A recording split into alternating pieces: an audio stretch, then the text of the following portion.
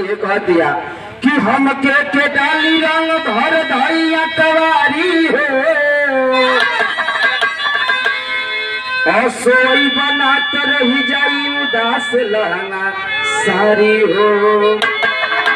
ए राजा छ न तबाया काया के डाली रंग अबीर हो आय अपन पगली के छोड़ी बसी गईला कास। पुनः एक बार उस गुरु के चरणों में हमारे पिताजी भी इस मंच पे हैं। मैं जो कुछ भी सीखा हूँ अपने पिताजी से ही सीखा हूँ, आदरणीय श्री बच्चालाल यादव। और मेरे पिताजी के गुरु आदरणीय जो कुछ भी सीखे हैं मेरे पिताजी आदरणीय परशुराम पंडित जी से सीखे हैं। इसलिए आप दोनों गुरुवर के चरणों में नमन करते हुए उपस्थित एक लोग जितने कलाकार हैं पूरे भारतवर्ष से आप कलाकार चल के आए, चूंकि विराह जगत में परशुराम पंडित से बड़ा कोई नाम न हुआ है, अब मुझे लग रहा है कि न कोई होगा साथ। एक बार गुरु जी के नाम पे जोरदार ताली आपसे बजा दीजिए। और चूंकि आज गाना बजाना महत्वपूर्ण नहीं है, 5 मिनट का समय मिला है, इसी में सारी बातें रख देना है। वो सुर लग जाए तो सब लोग जान जाए कि तू कितना बड़ा गायक। आई गुरु जी मेहरुआ के ये भावा कि सुन सान लागे होलिया समार के तू तो कई हली बजेले वाला चाचा के रविदास है कि हमसे मुलाकात हुई है। वाह वाह क्या बात है।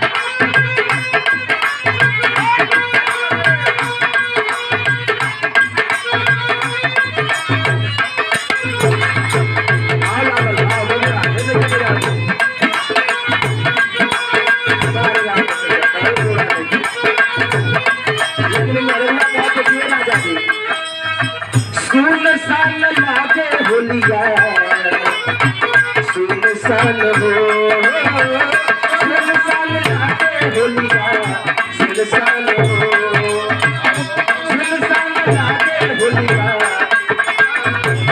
ए राजा ई होली दिवाली में जब आवेला तब तो हर ड्यूटी लागल रहेला, लेकिन तोहरा बिना रामो बच्चन बाड़ा कमलेश्वर भैया बाड़ा लेके नहीं करा ये अपने मेहरारू में बाजल बाड़ा।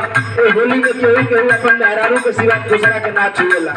हम अकेले बानी तब हमर मन तब मेहरुआ कह दिया सुनसान लागे होलिया सुनसान हो कपे कवना बिछवना हमरा जीमा पर कपे कवना बिछवना हमरा जीमा पर सीमा पर ना कपे कवना बिछवना हमरा जीमा पर सीमा पर ना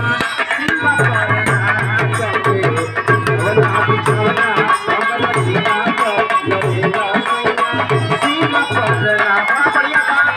मेहरुआ जब इतनी कहले में केहू सुनत रहे तो मेहरुआ अपना से फिर कहते मेहरुआ कह दिया। आदरणीय शंकराचार्य जी की तरफ से संत बच्चन हमारे नेता भी यहाँ बहुत सारे लोग मिला करते हैं।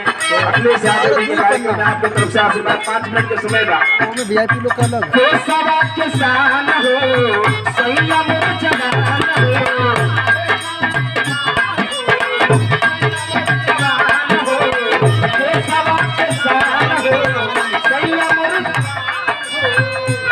हमसे दूर बाकी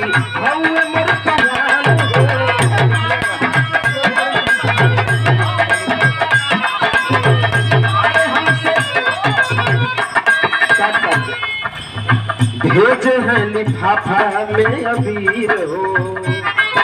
मेहरुआ कहते कि हमरा गुरुबा के हमार सिपाही सैया बाड़ा कष्ट तो बटले बा होली में, लेकिन मेहरुआ कह दिया आपका भेजे हैं सिर्फ हम उस समय देख के खड़ा बनी गुरु जी 5 मिनट दावत है माइक ले लिया का मतलब हमेशा टोकले मत करा, कुछ समय ले लेना 7:05 पर खड़ा बनी।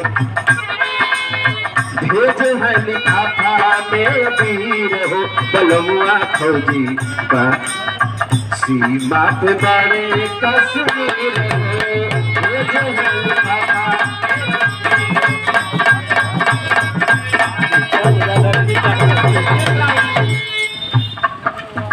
फगुनी बयरिया हमके करे बड़ी तान हो, फगुनी बयरिया हमके करे बड़ी तान हो, फीका फीका लागता रे रंग बिना हो, फीका फीका लागता रे रंग बिना।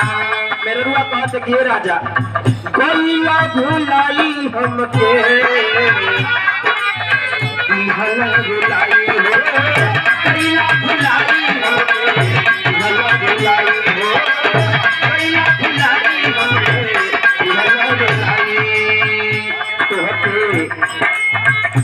तोहके छुट्टियों न मिले शुभ दिना पर, तोहके छुट्टियों न मिले शुभ दिना पर, लड़ेला सैया सीना पर ना करके भला बिछौना हमर जीना पर, लड़ेला सैया सीना पर ना करके भला बिछौना।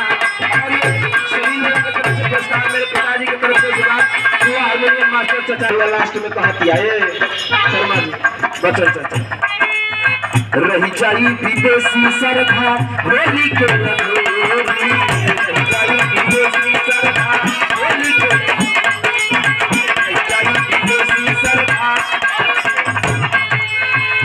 आइले ना सैया हमार राहुल हरिपुरी। हे राजा अब हमारा आस बा कि तोइब आके रंग लगइब। लास्ट के भाव लगल रही जाई विदेशी सरधा होली के लगोरी, रही जाई विदेशी सरधा होली के लगोरी, रही जाई विदेशी सरधा आइले ना सैया हमार राहुल हरिपुरी। रही जाई सैया हमार मेरुआ बड़ा वियोग में बिया कह दिया कि राजा आस लगल बारन, राजा आस लगल बारन लगल बहो, आस लगल बारन लगल बहो, आस लगल बारन लगाई जई बहो।